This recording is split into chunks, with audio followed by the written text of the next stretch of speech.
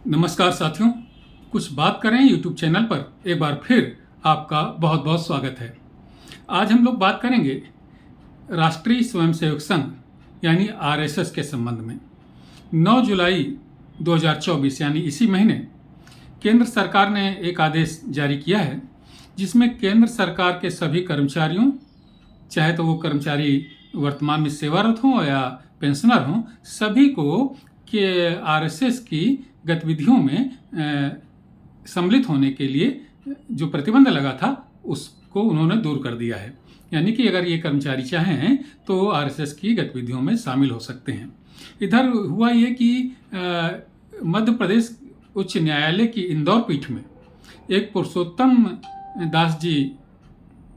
गुप्ता जी ने एक याचिका लगा रखी थी 2022 से, जून 2022 से। वो सेवानिवृत्त कर्मचारी हैं एक सेंटर गवर्नमेंट के, और उन्होंने ये कहा था कि मुझे इस बात की परमिशन दी जाए कि मैं आरएसएस की गतिविधियों में हिस्सा ले सकूं। जून 2022 में उन्होंने याचिका लगाई थी, और जो मध्य प्रदेश का उच्च न्यायालय है इंदौर पीठ, उन्होंने केंद्र सरकार से अभी पूछा कि आपको कोई आपत्ति तो नहीं है अगर केंद्र सरकार के कर्मचारी आरएसएस की गतिविधियों में हिस्सा लें।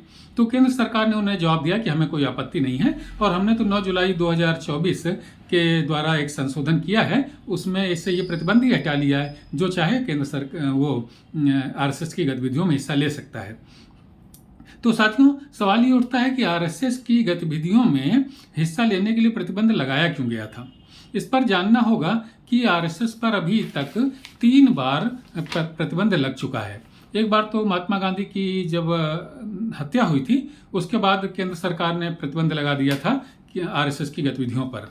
इसके बाद में 1975 में जब आपातकाल था तब लगा दिया गया था प्रतिबंध, और इसके बाद 1992 में जब अयोध्या का विवादित ढांचा गिराया गया था उस समय आरएसएस की गतिविधियों पर प्रतिबंध लगा दिया गया था, और ये था कि कोई भी कर्मचारी आरएसएस की गतिविधियों में हिस्सा नहीं ले सकता है। साथियों, इन सारे प्रतिबंधों को केंद्र सरकार ने 9 जुलाई 2024 के आदेश के द्वारा रिमूव कर दिया है, निरस्त कर दिया है। जो भी चाहे आरएसएस की गतिविधियों में हिस्सा ले सकता है। आरएसएस साथियों, और हाँ, इंदौर की जो उच्च न्यायालय की पीठ है उसने ये कहा कि ये बड़ा खेद का विषय है कि अभी तक केंद्र सरकार के कर्मचारियों को इसमें आरएसएस की गतिविधियों में हिस्सा लेने से रोके रखा गया। ये उनके धार्मिक सामाजिक अधिकारों का हनन था।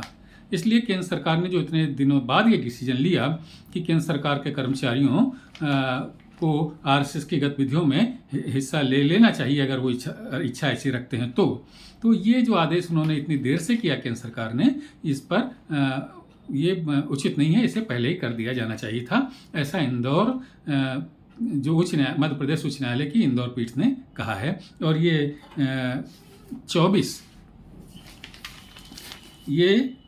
25 जून को ऐसा इंदौर की पीठ ने ये निर्णय दिया, और 26 तारीख की समाचार पत्रों में ये सारा छपा हुआ है। साथियों, ये हम सब लोग भी अपने नित्य प्रति के जीवन में देखते हैं कि कहीं पर भी कोई दुर्घटना होती है, कहीं पर भी कोई प्राकृतिक आपदा आती है, या कुछ भी ऐसी कैजुअलिटी का समय आता है, तो वहाँ पर सबसे पहले मदद के लिए पहुँचने वाले आरएसएस के ही कार्यकर्ता होते हैं। आरएसएस एक राष्ट्रवादी संगठन है और अपने देश के सभी नागरिकों की मदद करने के लिए हमेशा तत्पर रहता है।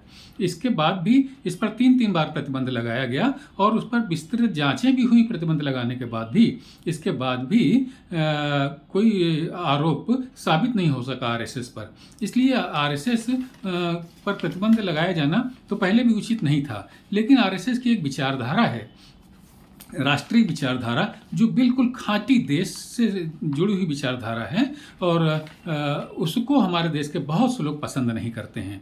इसी वजह से आरएसएस पर तमाम तरीके के जो अनर्गल आरोप हैं वो लगाए जाते रहे हैं। आरएसएस का जो उद्देश्य है वो क्या है, उसको मैं आपको पढ़ करके सुनाता हूँ।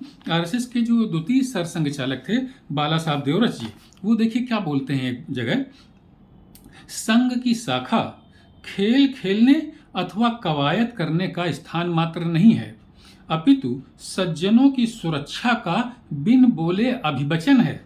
वो बहुत शो नहीं करते हैं कि हम आपके लिए ये कर देंगे वो कर देंगे, वो शांत भाव से अपना काम करते रहते हैं। तो ये कहते हैं कि संघ की शाखा खेल खेलने अथवा कवायद करने का स्थान मात्र नहीं है, अपितु सज्जनों की सुरक्षा का बिन बोले अभिवचन है। तरुणों को अनिष्ट व्यसनों से मुक्त रखने वाला संस्कार पीठ है। समाज पर अकस्मात आने वाली विपत्तियों अथवा संकटों में त्वरित निरपेक्ष सहायता मिलने का केंद्र है। महिलाओं को निर्भयता एवं सभ्य आचरण का आश्वासन है। दुष्ट तथा देशद्रोही शक्तियों पर अपनी धाक स्थापित करने वाली शक्ति है। और सबसे प्रमुख बात यह है कि सामाजिक जीवन के विभिन्न क्षेत्रों को सुयोग्य कार्यकर्ता उपलब्ध कराने हेतु योग प्रशिक्षण देने वाला विद्यापीठ है। यह है साथियों संघ का उद्देश्य और इसका कार्य करने की शैली। तो ऐसे संगठन पर क्यों प्रतिबंध लगाया जाता रहा है, ये बहुत ही स्वागत योग्य है केंद्र सरकार का निर्णय और उच्च न्यायालय ने कि मध्य प्रदेश हाईकोर्ट की इंदौर पीठ का निर्णय कि उन्होंने संघ की गतिविधियों में सम्मिलित होने के लिए केंद्र सरकार को अपनी परमिशन दे दी है। तो संघ के प्रति बहुत सी भ्रांतियां हैं साथियों, जबकि संघ एक बिल्कुल राष्ट्रवादी और बहुत ही सहृदय, बहुत ही मदद करने वाला संगठन है। तो साथियों आज की चर्चा में बस इतना ही।